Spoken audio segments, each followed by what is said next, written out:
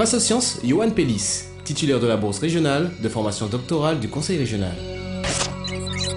Après un bac littéraire obtenu en 2000 au lycée polyvalent de la Jetée du François, il entame des études supérieures et obtient son DUG, une licence, une maîtrise et un DEA mention très bien à l'université Antilliane de la Martinique, où il prépare actuellement son doctorat de géographie.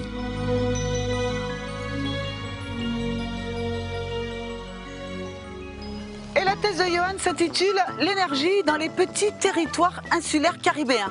Alors Johan m'a donné rendez-vous dans la ferme éolienne du Vauclin, Morne-Carrière, et puis Johan veut que je monte le voir sur le Morne. Mais Johan plaisante, allez!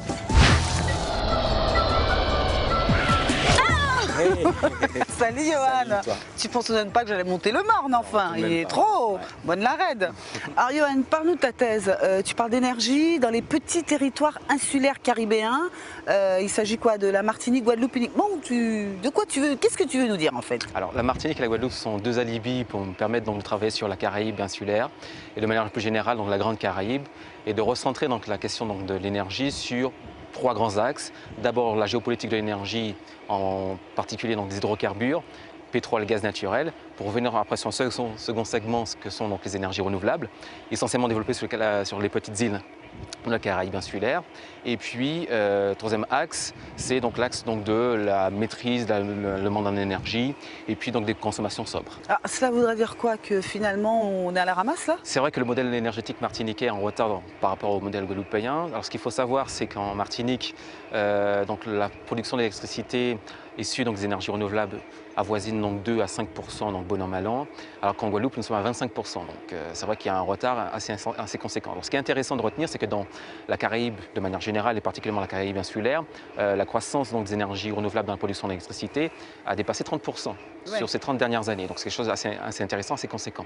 Donc à travers ces travaux, ce qu'on essaie de mettre en place, c'est donc des modèles de développement énergétique qui permettraient donc à partir de la ressource autochtone, de produire de l'électricité qui pourrait être mobilisable aussi bien donc, aux clients, au final, donc à monsieur lambda, qu'aux industriels, soit en production d'électricité, soit en production de foie, etc.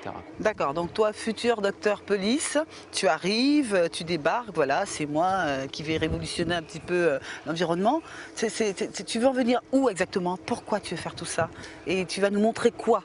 Alors, ce que l'on va essayer de démontrer donc, à travers ces travaux, c'est que la Martinique, c'est que l'ensemble des pays de la Caraïbe disposent donc d'une ressource particulièrement importante qui peuvent être mobilisées dans le cadre de programmes d'ingénierie de développement. C'est-à-dire qu'à partir donc, du prisme de l'énergie, montrer comment justement un territoire insulaire ou un territoire caribéen, quel qu'il soit, peut mettre en mouvement, on peut mobiliser donc, ces ressources au naturel afin que l'on puisse donc, développer donc, de nouveaux sources donc, de techniques ou donc, de nouvelles niches d'emploi.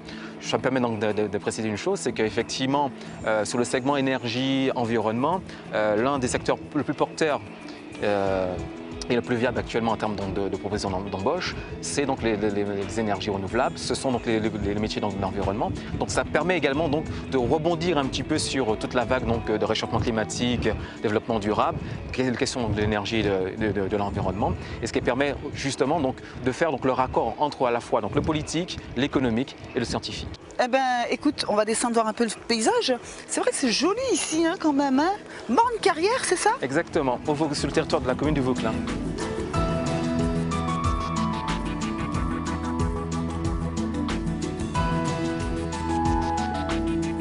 Tiens, regarde ça, Johan. Ça, c'est typique développement durable des temps d'avant. Hein, parce que ça a servi à beaucoup de gens, ça, hein, pour donner à boire aux animaux.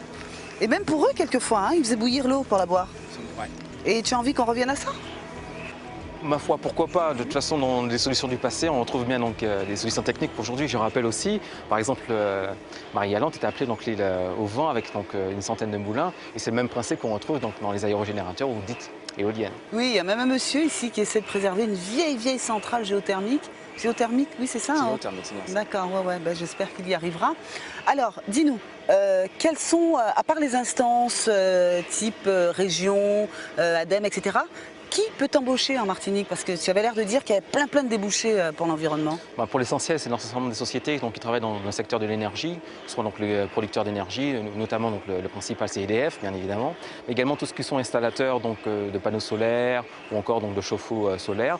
Et puis donc toutes les sociétés donc, de la question donc, de gestion de flux, par exemple la question du froid, la question donc, du chauffage, la question donc, de l'isolation thermique, etc. Donc il y a tout un corps de métier, notamment donc, au travers donc, du DUT HSE, Hygiène, Sécurité, Environnement, qui vient juste d'ouvrir, hein, qui doit avoir 2 ou 3 ans. Alors, on prépare donc justement donc, les jeunes générations. On fait ça où, à l'UAG? À l'UAG, oui. C'est donc un détachement de l'IIT de Kourou, Paul Martinique. On prépare donc les jeunes martiniquais, titulaires du baccalauréat généralement technique ou scientifique, au métier d'ingénieurs et techniciens supérieurs de l'environnement. Ah, tu vas regarder la caméra de Vianney et puis inciter tout le monde à faire des études, à poursuivre surtout, parce que c'est peut-être bien de faire des études jusqu'au bout. Ouais, ce que je dirais, donc, pour ceux qui nous regardent, pour l'essentiel, lorsqu'on se lance dans des études aussi poussées, c'est surtout d'abord un investissement personnel, mais également un investissement donc, commun, collectif, dans la mesure où on investit à la fois son temps, son énergie, sa personne, non seulement pour un projet personnel, mais également pour un projet donc, de développement. Donc j'incite tous ceux qui nous regardent donc, à aller dans ce sens, parce que c'est quelque chose donc, de passionnant, d'haletant, de grisant, c'est vrai, de difficile par moments, mais qui a, comment dirais-je, ce pesant d'or, surtout lorsqu'on parvient à réaliser donc, tous les objectifs de départ que nous avons. En tout cas, on sent que tu as la passion, hein. Tu l'as rêvé, tu vas le faire.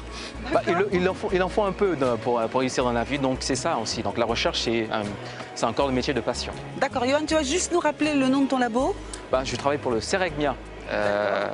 Et aussi donc, pour le laboratoire de Géode Garaï. D'accord, qui est à l'UAG carrément de Martinique. D'accord, merci beaucoup. Très bien. Et puis fais-nous de belles choses. On essaiera. Ne nous ramène pas de soleil artificiel, hein, surtout. Hein. Surtout qu'il nous échappe en ce moment. D'accord, merci Johan. Merci, à bientôt. À bientôt, tu dis au revoir à tout le monde. Au revoir. Bye bye.